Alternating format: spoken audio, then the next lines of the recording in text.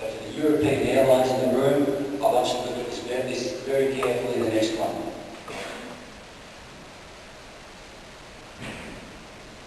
Because what they're saying here is that not only are they using this technology to sell ancillary revenue better, but they're actually pushing it into the European market to sell airfares better. And when they're selling more airfares, you know where those customers are coming from. And if those airfares are going to online travel agency sites and not going to airline direct channel, you don't even have the chance to sell these people ancillary revenue. So first of all, you've got to make sure you don't lose these customers to the online travel agencies. Because once they're lost, we can talk to them blue in the face. If we don't have customers in the direct channel, we don't have customers to sell ancillary revenue offers to. And here's a bad example. This is the airline that sent the confirmation page or the confirmation email that's just way overloaded with information. Opting in is king. If you ask customers at the end of the booking flow on the internet site or even the call centre, I'm amazed that people, so much focus is on the internet site and we ignore a lot of the time the call centres for ancillary revenue. Asking at the end of the booking flow, we have a free service where we will send you ideas and offers on your destination city. Would you like to subscribe to this service for your upcoming trip? You will find most people say yes, and they're giving you an invitation to target them continually with attractive offers targeted to their destination. I saw a survey saying the average person spends 51 seconds reading an email. I think for me it's much less. I think for me it's 5 seconds, but even if it's 51 seconds, I can't digest all that information in that confirmation email in 51 seconds. And if I'm buying 3 months in advance, I'm not coming back to that email. I mentioned driving customers to the website for the servicing flow, very important, personalised email offers. This last point as well about tagging existing purchases. If you're going to get into this space, you need to be careful that they are targeted emails. Don't think that the customer's giving you an invitation to send them stuff that doesn't relate to their personal circumstances. I'll give you an example.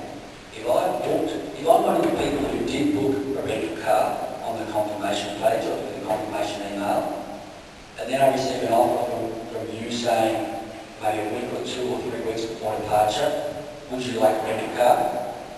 I'm going to think that there's a problem with my booking.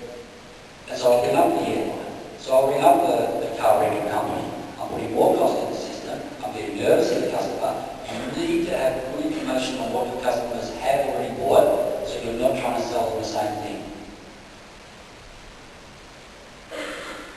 If I turn quickly to vendors, this chart here has got absolutely no scientific merit to it all. This is just my quick take on what I think the landscape looks like.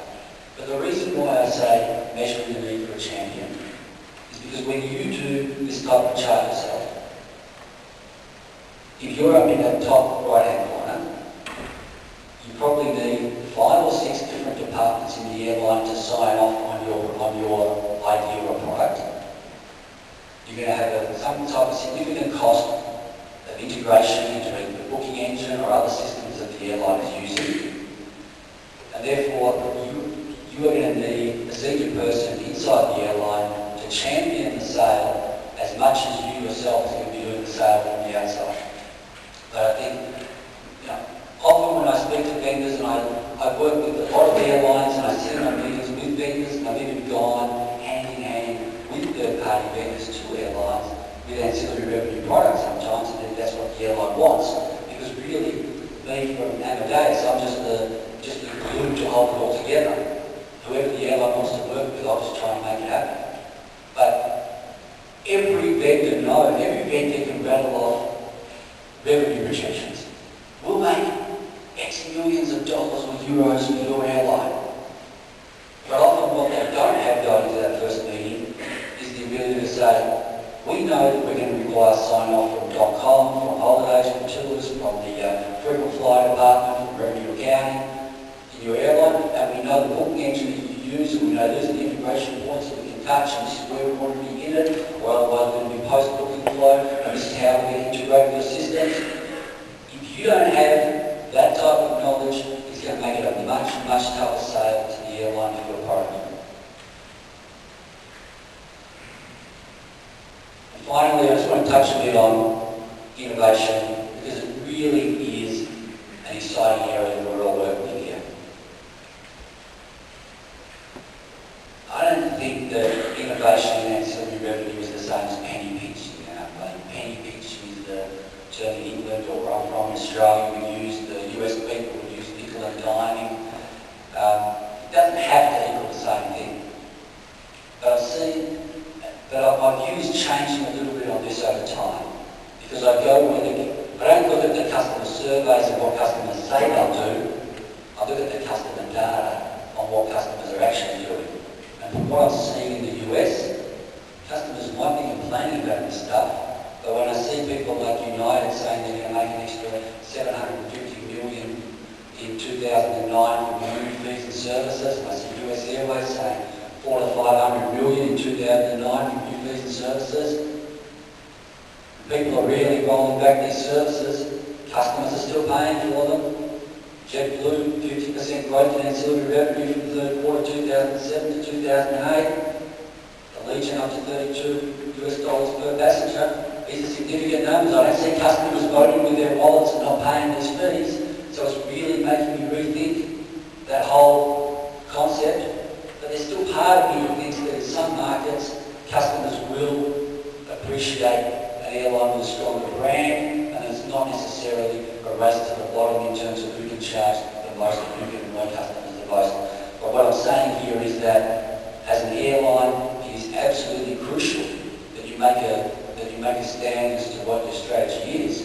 And either you're an airline that is protecting the brand and therefore you're acting accordingly, but you're still doing innovation and ancillary revenue in a different way, or you see yourself competing head-to-head with the low-cost carriers. Because if you're stuck in the middle, it's a bit like walking with one leg either side of a barbed wire fence. They tell me it gets very painful very quickly. I think also there's an area about making it fun to spend more, and this is, you've got to be careful not to get ahead of your customer, but we hear a lot about this Web 2.0 and widgets and things that can be done in that space. I think that there are some areas of innovation there.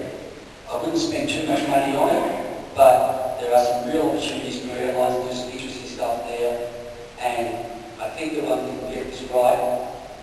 It'll be interesting to see who does it in the next year or two, but I don't want to go into too much detail about what that might be. I've talked a lot about innovation and delivery. Too often we focus on innovation in product. Product, product, product. My point is, focus on the conversion rates of the products that you've already got. It's probably an easier way to make more money. Take on new products by all means. Of course, take on new products, but don't forget innovation in the delivery of the offer to the customer. Absolutely crucial. Email's old technology, as I showed you the experience with Expedia. It can be done a lot better than most people are doing it today. But this could be SMS as well.